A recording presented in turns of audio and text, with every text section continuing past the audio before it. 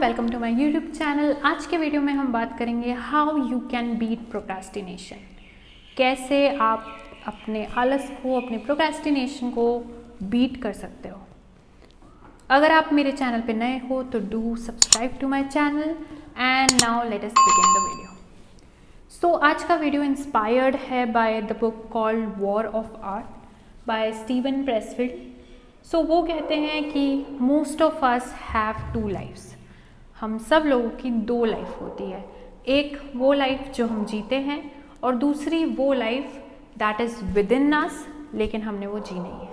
So the unlived life within us and the life we live. और इन दोनों को सेपरेट करने के लिए इन दोनों के बीच में एक रेजिस्टेंस होता है और उसी रेजिस्टेंस को ओवरकम करना, उसी का सीक्रेट है ओवरकम करना प्रोक्रेस्टिनेशन। तो कैसे हम अपने उस रेजिस्टेंस को, कैसे हम अपने उस प्रोक्रेस्टिनेशन को ओवरकम कर सकते हैं, ये बात बताई है वॉर ऑफ आर्ट में स्टीवन प्रेसफील्ड ने। सबसे पहले वो कहते हैं कि number 1 step to beat your procrastination is to know the enemy. आपको पता होना चाहिए कि आपका एनिमी कौन है, तभी आप उसे बीट कर पाओगे, राइट। तो no your enemy is the number 1 step. Enemy वो होता है विच स्टॉप्स डूइंग, जो हमें रोकता है वो चीज़ें करने के लिए जिससे हम लेवल अप हो रहे हैं। हम अगर कोई ऐसी चीज़ कर रहे हैं जिससे हमारा कोई फ़ायदा नहीं हो रहा है तो there will be no procrastination in that. अगर आप टीवी देख रहे हैं रेंडमली, आप स्क्रॉल कर रहे हो, इंस्टाग्राम स्क्रॉल कर रहे हो, फेसबुक स्क्रॉल कर रहे हो, यूट्यूब पे लगातार वीडियोस देखते जा रहे हो, उससे अगर आपका कोई फ़ायदा नहीं हो रहा है, अगर आप कोई मोटिवेशनल वीडियोस नहीं देख रहे हो, कोई ऐसी चीज़ें नहीं कंज्यूम कर रहे हो जिससे आपका ग्रोथ हो रहा है, आप जस्ट एक एंटरटेनिंग वीडियोस देखते जा रहे हो बार बार, तो आपका प्रोक्रेस्टिनेशन आपके बीच में नहीं आएगा। वो तभी आपके बीच में आएगा जब आप कोई ऐसा काम करने वाले हो जो आपकी ग्रोथ से रिलेटेड हो, जिससे आप लेवल अप होने वाले हो। So you have to know your enemy. The famous quote in the book tells कि we never tell ourselves I'm never going to write my symphony। हम अपने आप से कभी नहीं कहते हैं कि I'm not going to do this work, कि मैं कभी जॉगिंग पे नहीं जाऊँगा, मैं कभी बुक नहीं लिखूँगा।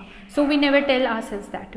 What we tell is I'm going to write my book but I'm going to start it tomorrow। मैं जॉगिंग पे जाऊँगा लेकिन मैं कल जाऊँगा, मैं बुक लिखूँगी लेकिन मैं कल लिखूँगी। So this is what we like our mind tells us. ये एक बहुत बड़ी निशानी है प्रोक्रेस्टिनेशन की। सो दिस इज़, इसको अवॉइड कैसे करें, हाउ टू ओवरकम दिस। उसके अंदर फर्स्ट रूल ऑफ थंब जो है वो है the more scared we are of a work the more sure we have to do it. So अगर आपको लगता है कि ये काम में मुझे बहुत आलस आ रहा है, मुझे बहुत डर लग रहा है काम करने से, so you should be sure कि वो आपको करना ही करना है। अगर आप अपने माइंड को ट्रेन कर दोगे कि मुझे इस काम में बहुत डर लग रहा है, मुझे ये काम नहीं करना है, मुझे this work is a lot for me, तो वो वर्क आपको ग्रो करा रहा है। So you have to make sure कि वो आप काम कर ही रहे हैं, उससे आपका ही फ़ायदा है। इसके अंदर बुक के अंदर ये भी बात आती है कि जो रेजिस्टेंस है that is directly proportional to the importance of work. अगर आपको लगता है कि आपको जॉगिंग पे जाना है और आपको जितना इम्पोर्टेंस लगता है जॉगिंग का उतना ही आपको रेजिस्टेंस फील होगा सुबह उठने में, बाहर जाने में, निकलने में। सो बहुत सारे बैरियर्स क्रिएट हो जाएंगे। सो ये एक इक्वेशन है कि importance of work is directly proportional to the resistance of work. जितना आप रेजिस्टेंस सोच रहे हैं उस वर्क के लिए, वो काम आपके लिए उतना ही इम्पॉर्टेंट है। सो आपके माइंड को ट्रेन करना होगा कि अगर आपको लगता है ये काम मेरे लिए बहुत मुश्किल है, I am very scared to do that, then go ahead and do that and complete it.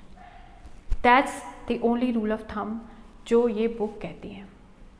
उसके अलावा ये बुक कहती है कि how you should be professional in everything you are doing, no matter what. अगर आप एक स्टूडेंट है, अगर आप जॉब में है, even if you are an entrepreneur, तो आप हमेशा एक प्रोफेशनल तरीके से रहें। प्रोफेशनल का मतलब होता है एक प्रोफेशनल माइंडसेट रखना।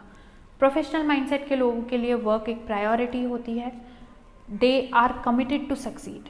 वो हमेशा कोशिश करते हैं कुछ ना कुछ करने की, कुछ ना कुछ आउटपुट लाने की हर दिन में।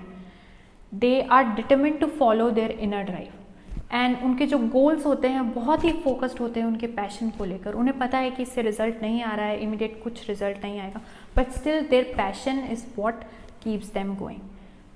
सो ये एक प्रोफेशनल माइंडसेट होता है जो आपको हर लाइफ के हर एस्पेक्ट में आपको काम देता है।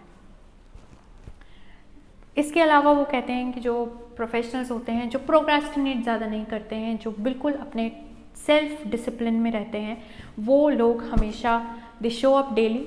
वो जो भी काम करते हैं उसमें डेली आते हैं। Even if they are running, even if they are doing any kind of work, वो हमेशा वहाँ पहुँचते हैं। They show up daily.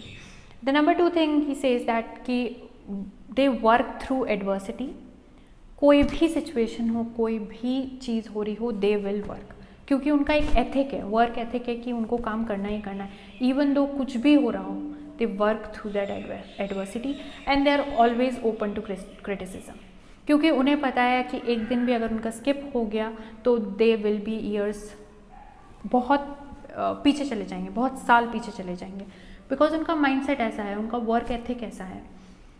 The next thing he says कि अंडरस्टैंडिंग की fear is a part of work.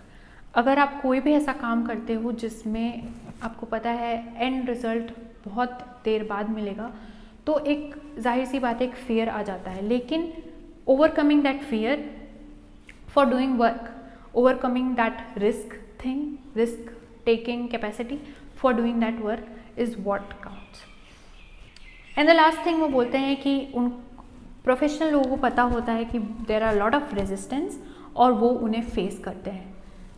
So there are lot of distractions. Professional लोग जो होते हैं उनको भी पता है कि there are lot of entertaining videos जो आते रहते हैं इंस्टाग्राम पे and people are wasting their time in it, लेकिन वो लोग इन सारी चीज़ों से हट कर अपना काम करते हैं, अपनी प्रोडक्टिविटी बबल में रहते हैं हमेशा। Even though a lot of people around them या उनका जो कल्चर है वैसा भी होगा, but they will be always in their productivity circle, and that's what counts. So you can beat procrastination by being a professional in anything you are doing, and you can always identify your enemy and you can stop your distractions. I hope ये video आपके काम आया हो and it will help you in beating your procrastination. किस काम को करने में आपको सबसे ज़्यादा आलस आता है, आपको सबसे ज़्यादा प्रोक्रेस्टिनेटेड फील होता है, कमेंट करके बताएं।